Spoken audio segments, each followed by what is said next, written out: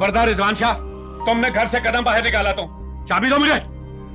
हाँ, मुझे रोक के दिखा दें, मैं देखता हूँ कैसे रोकते हैं आप। तुम मुझे जाके दिखाओ बाहर। अच्छा, मेरा पुत्र घर आ गया। आई शुक्र मेरे रब का। तो क्या कर रहे हैं आप ज़मान शाह? क्यों डांट रहे मेरे पुत्र को ऐसे? इससे खुद पूछो तुम बिल्किस बेगम। और ये तो इसके नसीब अच्छे हैं कि अदालत ने इसकी जमानत मंजूर कर ली है, वरना ये तो दोबारा हॉस्पिटल जाना चाहता है उस जलती हुई आग में कूदने के लिए। समझाओ इसको। ना पुत्र, ऐसा ना कर। ना ना, मेरे नसीब नहीं अच्छे, मेरी मोहब्बत सच्ची है, इसी वजह से मुझे जेल से रिहाई मिली है। मैं तो आपको जाके दिखाऊंगा। रोक सकते तो रोकें। तुम कदम घर से बाहर निकाल के दिखाओ रिजवान शाह। मैंने गार्ड्स को सख्ती से बता दिया कि रिजवान शाह घर से कदम बाहर रखे तो इसकी टांगों पे गोलियां मार देना। अरे आप कोशिश करके देख लें, आपकी गोलियां और आपके पैर मुझे रोक नहीं सकते। अंदर चल, आराम से बैठ। छोड़े यहाँ मुझे। और चलो अंदर, ले चलो इसे। मैं जाके दिखाऊंगा आपको। चाबी दे। देख, आराम से बात करते हैं ना। चाबी दे तुझे। छोड़ दे। बात सुन रिजवान, आजा। देख, गुस्से में नहीं बात। मैं आपको बता रहा हूँ, आपके पैर मेरा कुछ नहीं बिगाड़ सकते। ये ले, ये चाबी पकड़ गाड़ी की और मुझे बाहर जाके दिखा। रिजवान, बात सुन तुम मेरी। तुझे मेरी मोहब्बत का वास्ता है, तुझे तेरी मोहब्बत का वास्ता है। खुदा के लिए तू आजा, अंदर चला चल। आजा मेरा बच्चा। दादू मासी, ये तो कोई मोहब्बत का चक्कर लग रहा है। रिजवान शाह की जमानत हो गई है, अब वजीफा खत्म करते हैं। अंदर। अम्मी छोड़ दिया मुझे, आपने हमेशा ये किया है, आपने हमेशा बाबा का साथ दिया, बाबा ने हमेशा अपनी मनवाई है। कच्चा, खुदा का वास्ता है, वो पुत्र कभी बात तो समझने की कोशिश किया कर। मामला इस वक्त बड़ा संगीन है, तेरा वहां जाना ठीक नहीं है। अम्मी मुझे जिया से मिलना है, मुझे उसकी खैरियत पता करनी है। वो बेहोश थी। रब खैर करेगा, ठीक हो जाएगी वो। तो ये तो समझ के इस मुकदमे में पुलिस खुद मुद्दई है। तू जेल चला गया तो फिर तो तू कभी भी जिया को नहीं हासिल कर सकेगा। खुद पे रहम खा, ना अपनी मोहब्बत को यूं बदनाम कर। मुझे पता है टीवी पे खबरें चल रही हैं, तू अगर उधर गया ना तो जिया और उसके घर वालों की बड़ी बदनामी होगी। उनकी इज्जत का ही कुछ ख्याल कर ले। मगर जिया बेटा, नहीं कुछ होता जिया को। मैं तो खुद गई थी उनके घर, पर उन्होंने मेरी बड़ी बेइज्जती की और मुझे घर से निकाल दी। वो भी ठीक कह रही हैं रिजवान, जिया की तबीयत तो ठीक होने दो, अभी तुम मामला और मत उलझाओ। सना, तुम तो मामले बिल्कुल मत बोलो। रिजवान, मैं हर वक्त तुम्हारे लिए दुआ करती हूँ, अल्लाह करे तुम्हें मिल जाए तुम्हारी मोहब्बत, लेकिन अभी कानून बीच में आ रहा है ना। मुझे जिया की खैरियत पता करनी है। अच्छा, तुझे उसकी खैरियत पता करनी है ना? मैं पता करा दूंगी। सना, उतर जा बाहर, मेज पे मेरा फोन पड़ा, ला दे मुझे। तू उससे बात कर ले पुत्र, जाना जरूरी तो नहीं।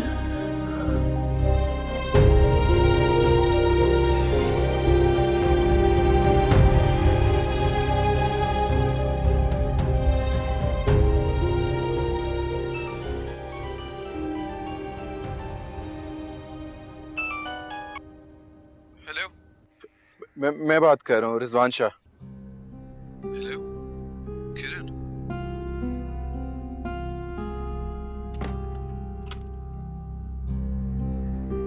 फोन क्यों किया आपने? प्लीज किरण, तुम तो समझती हो ना जो कुछ हुआ। फोन क्यों किया है? जिया कैसी है? कल तक उसे होश नहीं आया था, आज का नहीं पता। क्या? और कुछ पूछना है आपने? जिया ठीक तो हो जाएगी ना? मैं क्या कह सकती हूँ, और प्लीज आइंदा मत फोन करिएगा। किरण, मैं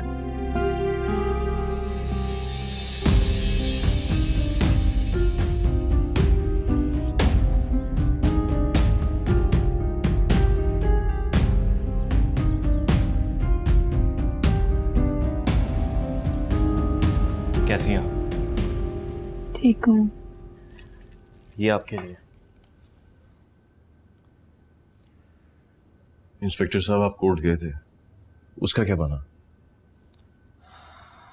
उसकी जमानत हो गई है। रिजवान शाह को रिहाई मिल गई है। ये कैसे हो सकता है? ऐसे शख्स को तो सरेआम फांसी लगनी चाहिए। वो भी लग जाएगी। अदालत ने उसकी जमानत को इनके बयान से मशरूत कर दिया है। वजिया को अदालत जाकर बयान देना होगा।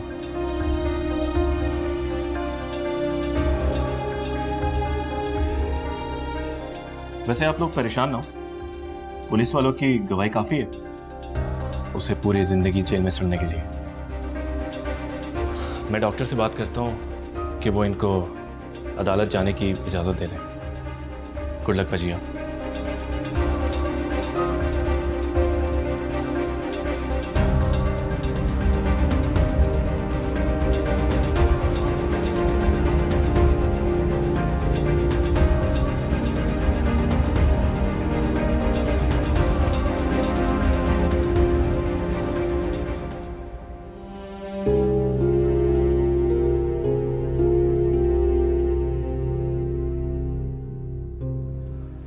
अकबर, आप परेशान ना हो। जो बेटी माँ बाप की इज्जत की खातिर अपनी जान खतरे में डाल सकती है, वो अदालत में भी हमारे हक में ही बयान देगी। मगर मुझे डर है वो उस लड़के की जान भी खतरे में नहीं डालेगा। नहीं नहीं, ऐसा नहीं हो सकता। आप फिक्र ना करें। पर अभी कौन से बयान देगी वो? जिया घर चली जाएगी तो मैं उसे समझा दूंगी। सब कुछ नहीं होगा। जिया मुझसे तो क्या, आपसे भी बहुत मोहब्बत करती। मेरी भी तो जान है जिया में। मुझे इस दुनिया में जिया से ज्यादा अजीज कोई नहीं। जिया का रिजल्ट आने वाला है। अल्लाह करे कि उसका एडमिशन हो जाए और सब कुछ ठीक हो जाए।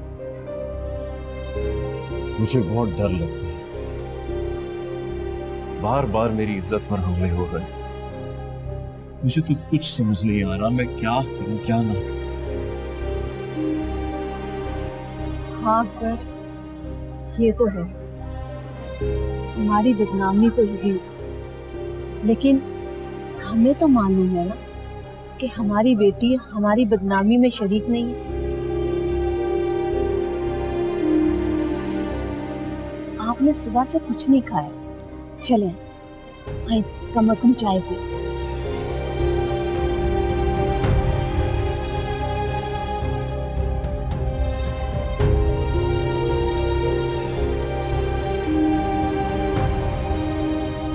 रिजवान, ये देखो जरा, सोशल मीडिया पर भी धूम मची हुई है। कॉलेज के स्टूडेंट जिया की हिमायत करें और तुम्हारी मुखालफत। मुझे किसी चीज से कोई फर्क नहीं पड़ता।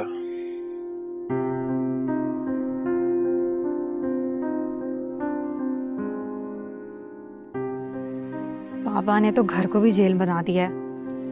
बाबा की भूल है कि ये पहरे लगा के मुझे रोक सकते हैं। लेकिन अब तुम करोगे क्या? जिया ने तो साफ साबित कर दिया कि वो अपने माँ बाप की मर्जी के खिलाफ तुम्हारे साथ नहीं रहेगी। अब तो कोर्ट मैरिज का भी चांस नहीं है। पुलिस तुम्हारे खिलाफ है, कोर्ट से तुम जमानत पर रहे हो। इतने पहरे तो हीर रांझा पर भी नहीं लगाए थे जितने तुम्हारी मोहब्बत पर लगा दिए जमाने ने। जमाने की मुखालफत का मुझे खौफ नहीं है, बस एक बार जिया ठीक हो जाए। मैं उसकी सेहत याबी का इंतजार कर रहा हूं, फिर मैं जमाने को अपनी मोहब्बत के कदमों में लाके दिखाऊंगा।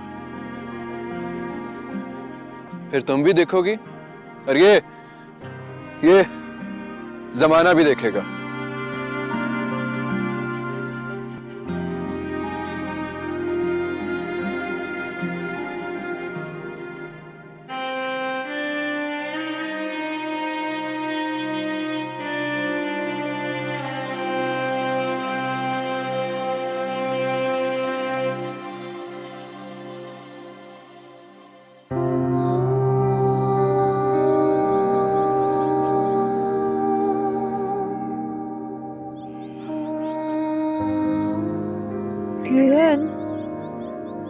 ठीक क्यों हो गई?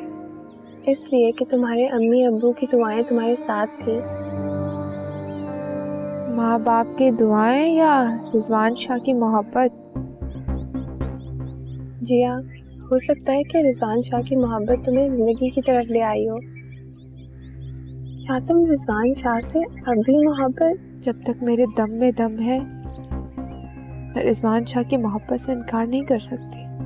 और जिन माँ बाप की खातिर तुमने अपनी जान की कुर्बानी दी, उनके लिए तुम रिजवान शाह को नहीं भूल सकती। अगर माँ बाप की इज्जत पर कभी हर्फ आया तो उनके लिए जान भी दे सकती हूँ, लेकिन रिजवान शाह की मोहब्बत से इनकार नहीं कर सकती। तुम उस दोहराए पे खड़ी हो जिसमें से तुम्हें एक को चुनना है, माँ बाप की इज्जत या मोहब्बत, अपनी मौत। जिया, फिर तुम रिजवान शाह की बात मान लेती, कर लेती शादी कोर्ट में। मैं अपनी मोहब्बत को बदनाम नहीं होने दे सकती थी। अच्छा, डॉक्टर ने स्ट्रिक्ट हिदायत दी है कि ड्राई फ्रूट खाने हैं तुमने, मैं लेकर आती हूँ। किरण, मुझे एक बात बताओ, मेरी टांगे तो बिल्कुल सलामत है, तो फिर ये व्हील चेयर का पाबंद क्यों किया हुआ है? ताकि चलने से तुम्हारे सर पर प्रेशर ना पड़े। ठीक है, तुम यहीं रहो, मैं आती हूँ। जल्दी आना।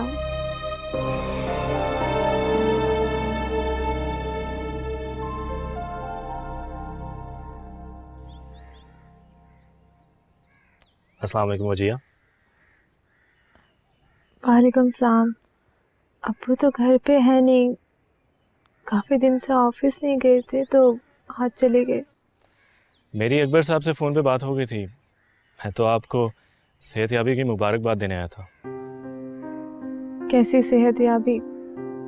डॉक्टर ने व्हील चेयर पे बिठा दिए, पूरा दिन किरण धकेलती रहती है। डॉक्टर की हिदायत पर अमल करना भी तो ज़रूरी है ना।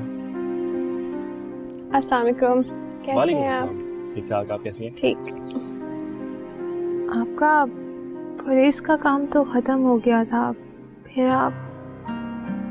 ज़रूरी तो नहीं हम पुलिस वाले कानूनी कार्रवाई के लिए मिलना जुलना रखें, कुछ लोगों से बार बार मिलना भी तो अच्छा लगता है ना। अब आप अंदर आइए ना, आप बैठ जाएं, मैं ताई अम्मी को बताती हूँ कि आप आ गए। जी प्लीज़। ओके बजिए, मिलते हैं।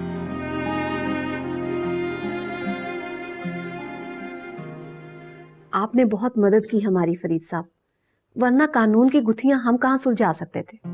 आंटी, इंसानियत के नाते मुझे यही करना चाहिए था। और फिर वजिया ने जिस तरह अपनी जान की परवाह किए बगैर अपने माँ बाप की इज्जत का भरम रखा है, मेरे दिल में उनकी कदर बहुत बढ़ गई है। हाँ बेटा, ये तो है।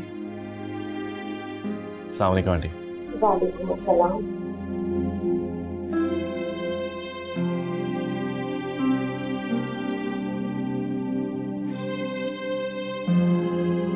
बेटा, केस रुक सा गया है और उस गुंडे की जमानत भी हो गई है, आजाद घूम रहा है वो। आंटी, मुकदमे की कार्रवाई सिर्फ वजिया के बयान की वजह से रुकी हुई है। जिस दिन डॉक्टर्स वजिया को चलने फिरने की इजाजत दे देंगे, मैं वकील से कहकर तारीख ले लूंगा। हम उस घटिया इंसान को जेल में बंद हुआ देखना चाहते। हाँ बेटा, उस कमबख्त को सजा मिलनी चाहिए, ताकि उसे सबक मिले कि दौलत से इज्जत नहीं खरीदी जाती। जी आंटी, मेरा तो काम ही यही है, जुल्म को उसके अंजाम तक पहुंचाना। हाँ बेटा, तुम जैसे ही पुलिस वाले कानून में होने चाहिए। शुक्रिया आंटी। बेटा, चाय के साथ कुछ लो ना। मैं लेता हूँ, शुक्रिया।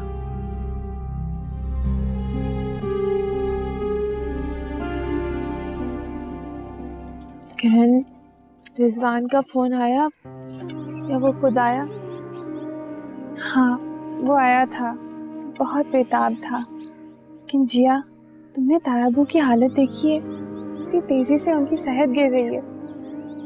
हाँ तो मैं कौन सा उससे कोई राब्ता रख रही हूँ? उसकी खैरियत मालूम करना मेरा हक है। मैं चाहती हूँ कि वो भी खैरियत से रहे और अम्मी अब्बू मुझे मजबूर ना करें किसी और के लिए। लेकिन जिया, कब तक? जब तक मैं जिंदा हूँ तब तक।